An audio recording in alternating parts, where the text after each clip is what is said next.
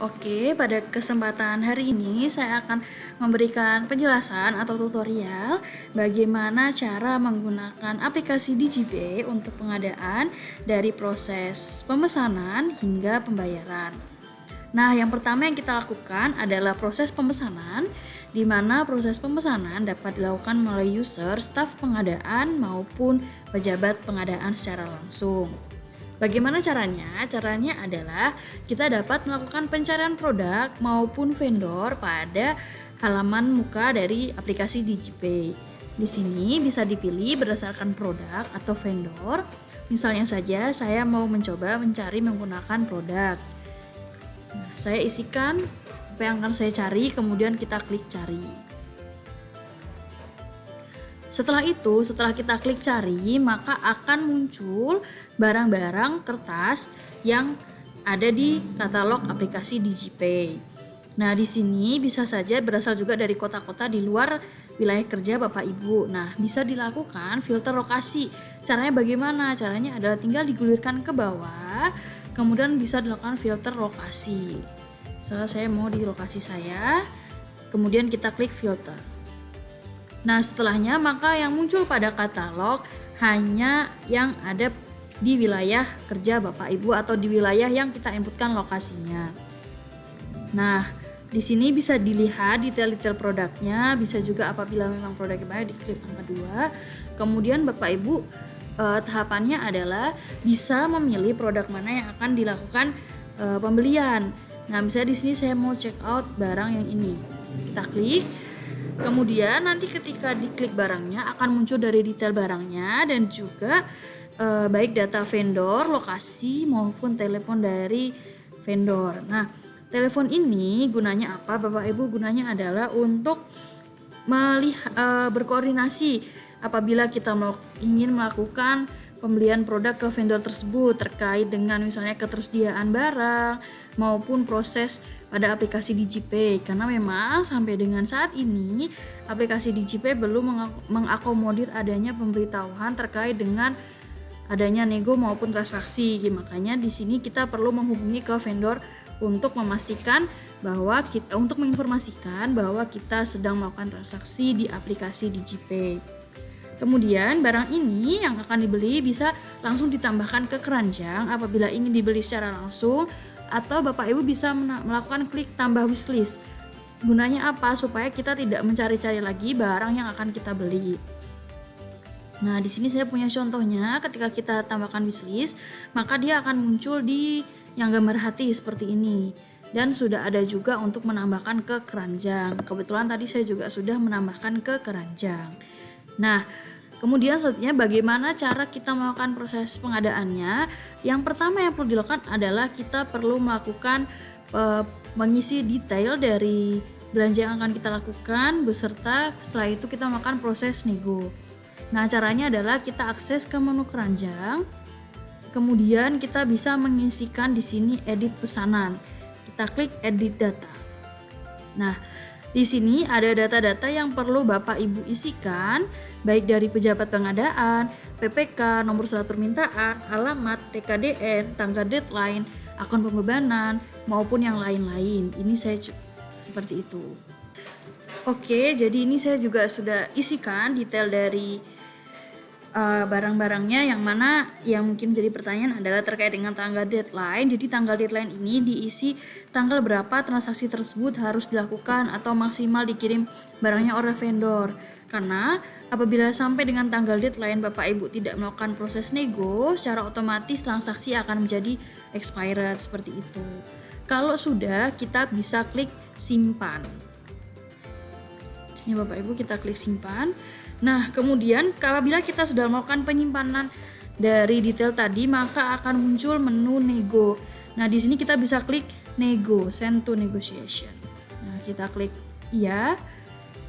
Nah, kalau sudah, tahapan selanjutnya adalah kita melakukan proses nego ya Bapak Ibu. Di menu di bagian kanan atas yang orang berjabat tangan, kita klik negosiasi produk.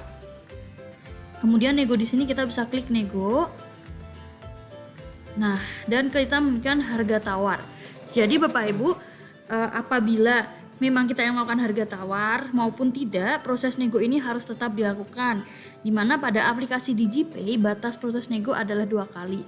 Apabila dalam 2 kali tidak berhasil menemukan harga yang sesuai, maka otomatis transaksi dibatalkan. Nah, di sini misalnya saya ingin harganya semula 66.000, saya ingin mengisikan harga yang saya mau, misalnya seperti ini. Apabila ada ongkos kirim dan biaya lainnya juga bisa dituangkan di situ. Nanti tergantung dengan kesepakatan dengan vendor. Kemudian di sini rekening otomatis dan metode pembayaran, Bapak Ibu bisa memilih antara menggunakan virtual account maupun KKP. Hanya saja yang perlu diperhatikan adalah ketika menggunakan KKP maka akan ada MDR atau Merchant Discount Rate sebesar 1,9% dari nilai transaksi setelah dikurangi pajak. Seperti itu yang mungkin perlu menjadi perhatian dari Bapak Ibu semuanya. Di sini saya memilih virtual account. Kemudian saya mengisikan tanggal jatuh tempo pembayaran. Nah, di sini saya sekarang mengisikan tanggal 17. Ini kembali ke kebijakan Satker. Saya setuju, kemudian saya klik nego. Nah, ketika sudah klik nego, maka akan seperti ini ya Bapak Ibu notifikasinya, yaitu akan ada muncul negosiasi pertama, yaitu dari kita melakukan nego. Nah, setelah itu kita bisa menginformasikan ke vendor bahwa kita sudah melakukan negosiasi produknya gitu, untuk disetujui oleh vendor. Oh, dan juga yang perlu menjadi perhatian Bapak Ibu untuk negosiasinya adalah harga per produk, bukan harga keseluruhan.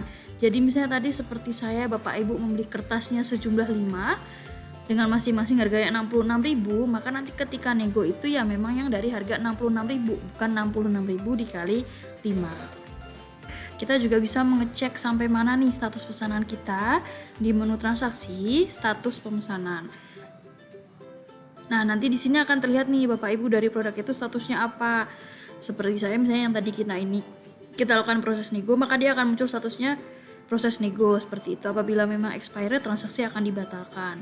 Begitu ya Bapak Ibu ya, sambil menunggu. Nanti apabila di-refresh, kalau misalnya memang negonya sudah selesai, maka akan munculnya notifikasinya adalah proses nego selesai, baru kita bisa melakukan ke tahapan selanjutnya.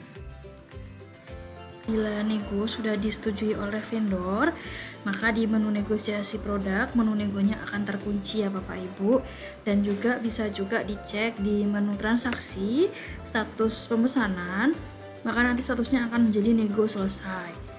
Seperti itu. Nah, setelah nego selesai dilakukan, tahapan selanjutnya adalah kita melakukan check out barang melalui user pejabat pengadaan. Di mana menunya ada di menu transaksi check out barang. Kemudian kita klik detail. Nah, di sini dari Bapak Ibu juga bisa melihat kesesuaian harga barangnya, termasuk juga dengan detail produknya apakah sudah sesuai dengan yang disepakati atau tidak. Kalau sudah, kemudian klik saya sudah membaca dan menyetujui. Kemudian kita klik check out. Oke, nah ketika kita sudah melakukan klik check out, maka sudah akan terbentuk invoice ya Bapak Ibu. Nah, selanjutnya setelah tahapan check out adalah menyetujui produknya yang dilakukan melalui user PPK. PPK dapat melakukan persetujuan pada menu transaksi, proses persetujuan. Nanti akan muncul barang-barang mana yang akan dilakukan check out. Apabila tidak setuju, bisa diklik tombol aksi untuk kembalikan data yang silang warna merah, kemudian diisikan alasannya. Setelah diisikan alasannya, bisa diklik OK. Seperti itu apabila memang check out tersebut ditolak. Akan tetapi apabila check out tersebut disetujui, dapat mengklik tombol aksi dengan centang warna hijau. Nanti akan muncul detailnya, bisa dilakukan pemilihan bendaharanya, kemudian juga bisa diberikan catatan PPK terkait dengan detail barangnya maupun statusnya. Kemudian apabila sudah, bisa klik setuju pada barang yang disetujui, kemudian bisa klik proses. Seperti itu cara persetujuan pada PPK.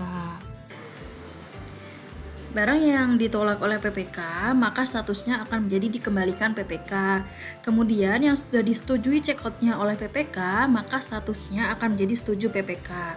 Nah, status barang yang sudah setuju PPK inilah yang akan kita sampaikan kepada vendor supaya vendor dapat melakukan pengecekan sekaligus pengiriman barang atas barang yang sudah kita check out.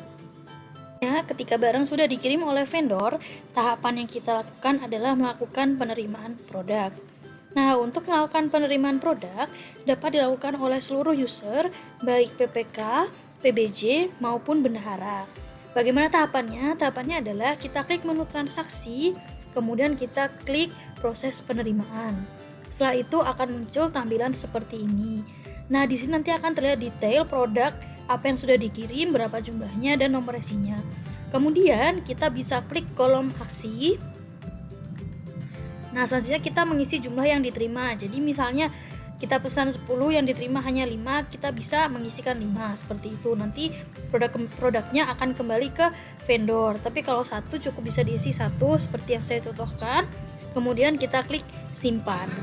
Untuk melakukan pembentukan VA atau proses pembayaran produk dapat dilakukan melalui menu transaksi pembayaran produk. Nah, ini dilakukan pada user bendahara ya Bapak Ibu. Nanti akan muncul detail mana-mana invoice yang masih belum dibayar dengan status belum diproses. Nah, caranya untuk membuat VA kita klik aksi proses data. Kemudian nanti di situ juga sudah muncul terkait PPN, PPh dan invoice pembayarannya. Setelah itu kita klik generate kode pemesanan seperti itu ya Bapak Ibu. Nah, kalau kita sudah klik generate kode, kita bisa klik proses. Setelah kita klik sedang proses, maka akan muncul nomor virtual account atau kode VA yang Bapak Ibu perlu bayarkan. Akan tetapi yang perlu menjadi perhatian adalah untuk kode VA terdapat tanggal kadaluarsa, sehingga Bapak Ibu perlu memperhatikan tanggal kadaluarsa dari VA tersebut.